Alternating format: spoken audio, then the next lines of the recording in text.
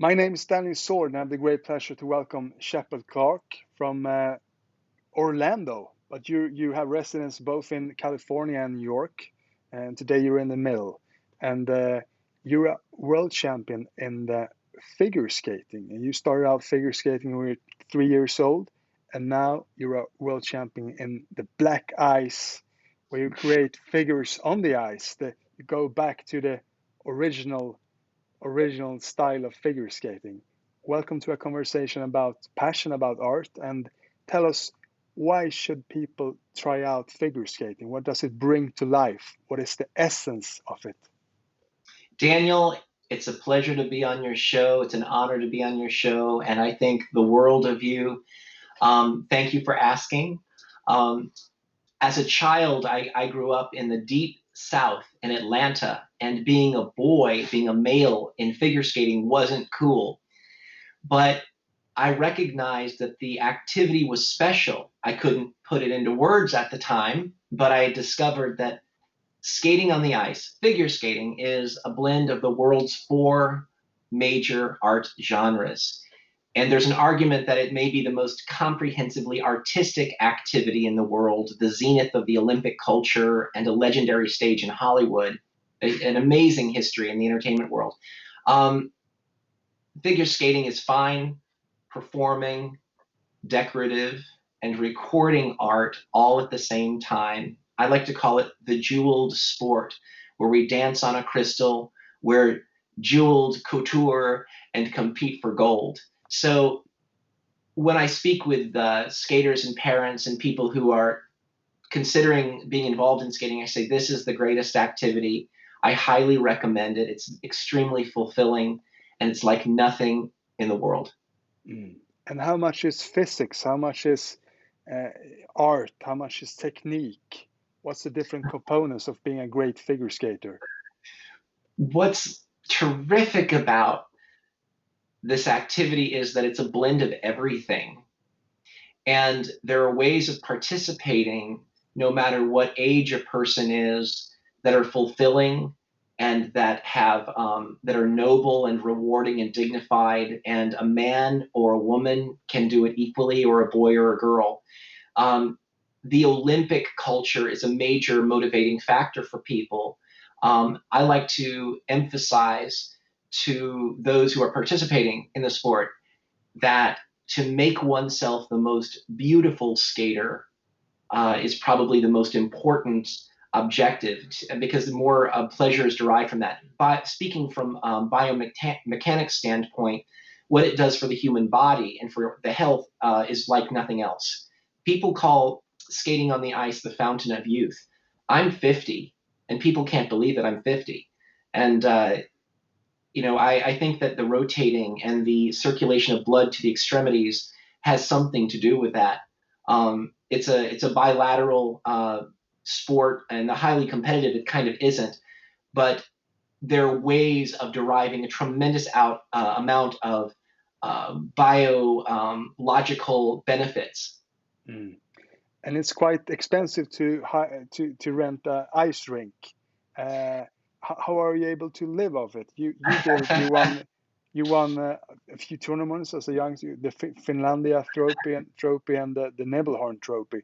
Uh, Oh yeah, those were fun. I remember Finlandia. I think I was the first American to win that, and I remember when I competed, a very young Yevgeny Plushenko was in the group, and he was, I think, junior world champion at the time, and that's the first time I met him. Who he has since become a legend, and I love him as a person. But through the years, I have been able to support my skating, but really, it was more about my mother being behind my skating and my artistic activities. She was a an art benefactress, and her mother was a great artist, and this brought her a lot of joy. mm. And she just passed away, and you inherited 20 cats.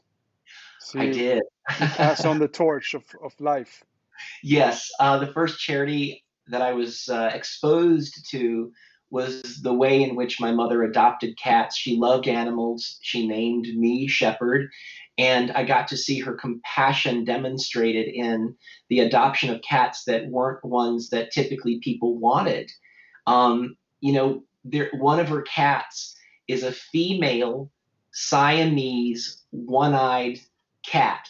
And we had to come up for a name. We had to come up with a name for this female Siamese one-eyed cat. So we came up with the name Miss Saigon, which I think is like the perfect name.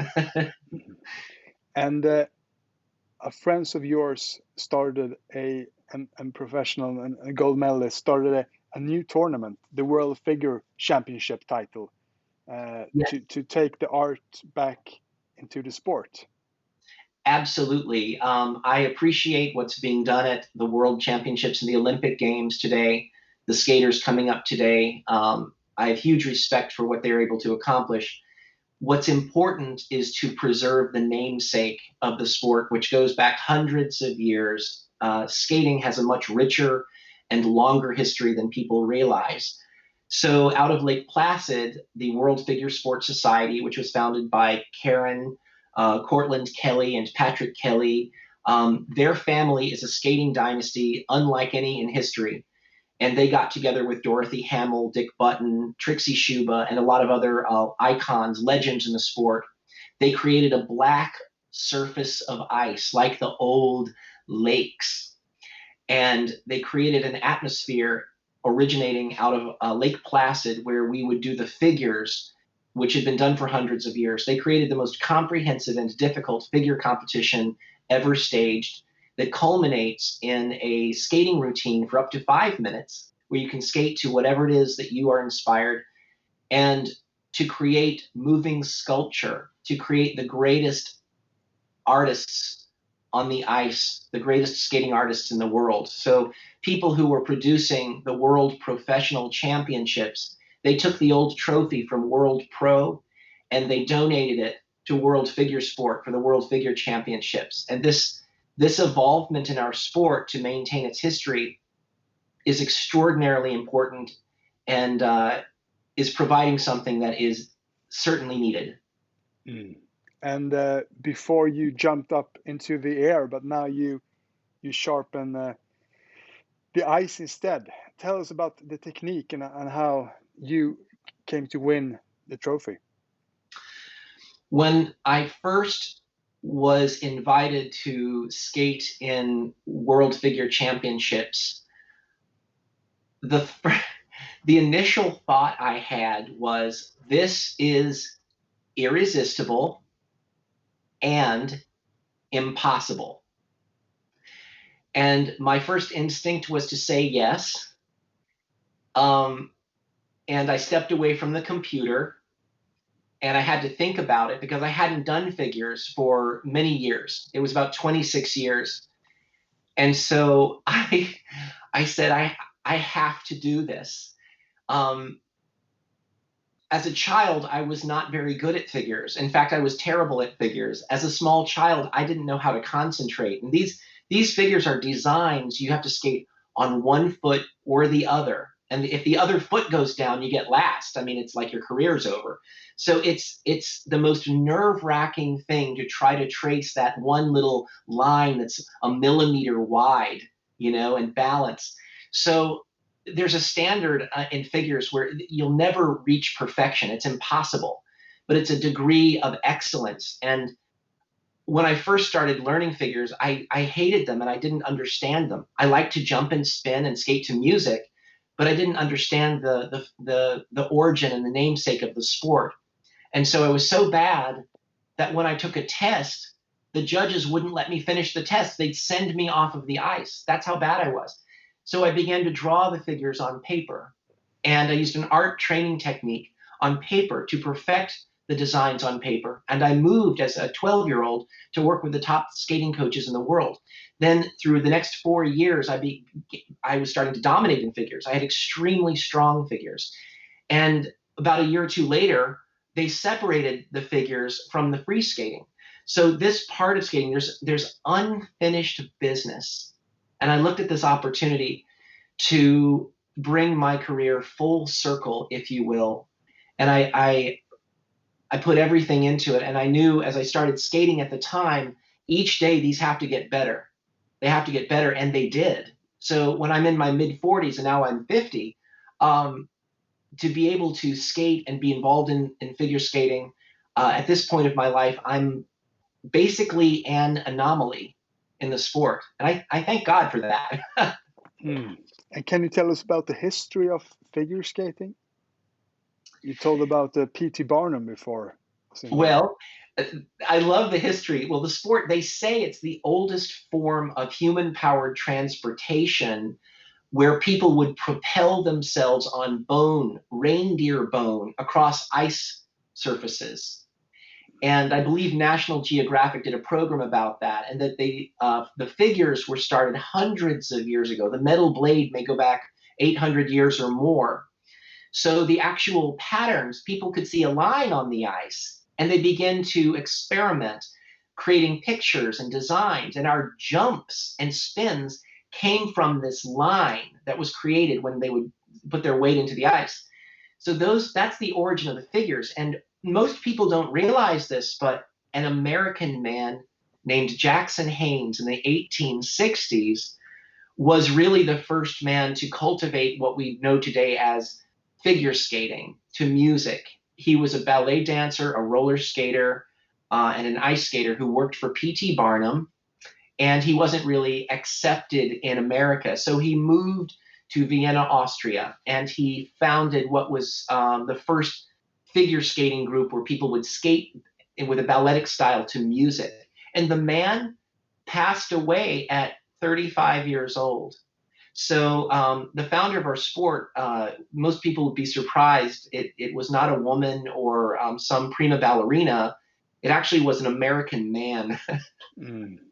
And what would be your three best pieces of advice for the next generation who want to succeed as figure skaters? Oh, wow. There are many things I could say. Um, but I like to say in general that the pursuit of excellence in anything is the greatest opportunity for self-revelation. Whatever you do to pursue excellence in it as young as possible. Figure skating was that channel for me. I was a bit of a rare bird, or maybe unique, in the deep south of Atlanta, where I grew up as a child. So it was kind of a black sheep. And my recommendation for skaters is to become the most beautiful skater they can possibly be. Because when they do, they become art on the ice. Their body becomes art, and they are utilizing the four major art genres of the world. And to just realize the privilege of that and to maximize the moment each day brings a lot of joy to life. And today you're working with jewelry and art and blockchain technology. Tell us about your project World Art. World art is an evolvement over many years. When I was a child, I asked my father, what is the highest achievement for an artist? And he said, Shep, I don't really know. Maybe it's to have something in the Louvre and be dead for 300 years. We laughed about it, and I said, well, that's really sad because they're great artists and they don't have an Olympics. I'm an artist on the ice and I'm a competitor in a sport. And I've got the Olympic Games and the Worlds to motivate me every year. But what do artists have? So over the years, I developed an art evaluation system based upon relevance, originality, and mastery. And we have an app. World Art has a website, worldart.tv. We have an app, the World Art Champions app, where people can go on and they can evaluate art, and we're taking it to another level this year. We have a strategy to raise money for causes. We have our judging system I mentioned. We have an award, and we have new blockchain technology. We have a technology arm to our company, which produces a currency that's designed to be like no other. Because art is, 5 years ago, we couldn't identify art and capture its value, certify it, present it, and invite people to participate in it with confidence that it will retain its value and possibly increase in value. Now, with blockchain technology, we can do all of these things. So my emphasis to my business colleagues is that we create the finest cryptocurrency, the finest blockchain currency possible, connected to our brand, our media capture with World Art TV, and tell the story, inspiring people to participate in art, to create art, and for art to serve as a way of elevating economies. Art is cottage industry in every nation on earth, from the poorest to the wealthiest people. And it's a store of value being created worldwide, 24 hours a day, 7 days a week, that is uncaptured. We have terms like starving artists. I can't stand that term. I think that artists who are professional and who make a life of it should never be starving. And there should be a way of honoring that value that they create. And now we can. Mm. And the art behind you is from an ancestor of Matisse, your art teacher. Well, yes, Henri Matisse, as we all know, is a legendary French artist, and he had offspring. He had a very interesting life, and one of his descendants is Pierre Henri Matisse. And Pierre Henri Matisse has an interesting story. As a child, I believe he was a child spy in World War II, and he barely survived. He saw people starve to death and get killed all around him, children. He was so horrified by it that he promised that he would move to America, far away from the troubles of his childhood. He had a traumatic youth. He was my art teacher, and he passed away in 2019. And his wife passed away a number of months later. But these two pieces behind me are all palette knife, and they were produced when he was in his 80s, 90s. The man was more dexterous. He was teaching me his palette knife technique, and I was having a hard time learning what he was so adept at producing on canvas. But these two works are two very highly publicized works, especially the one right here. So Pierre was a very inspirational person with a big heart, and would tell me stories about how he grew up around Picasso and Dali and these people who are, legendary. And I really miss him. Mm. And you also work with jewelry, fine gemstones. Tell me about the different kind of stones you can work with, and the history and the future of it. There's been a great increase in value in the last years. I love to talk about treasure. I know that as a child, about the same time I started skating, I began to study gems and jewels. And figure skating is dancing on a crystal, wearing jeweled outfits, competing for gold. It's the jeweled sport, I like to say. And I'm also a jeweler, a jewel historian, a jewel collector, a jewelry designer like you are. And it's such a joy to share this love with people and to use jewels to help raise money for causes. As we've seen in the last 20 years, diamonds have consistently risen in value. Colored diamonds, fancy colored diamonds, in the extreme. So it's been fun following that. Colored gemstones, which are exceedingly rare, have risen in value as well because of the internet, because of people on the internet who are creating media around treasure, around jewels. More and more people have become more knowledgeable. The shopping networks have helped people to appreciate exotic gem species and want them.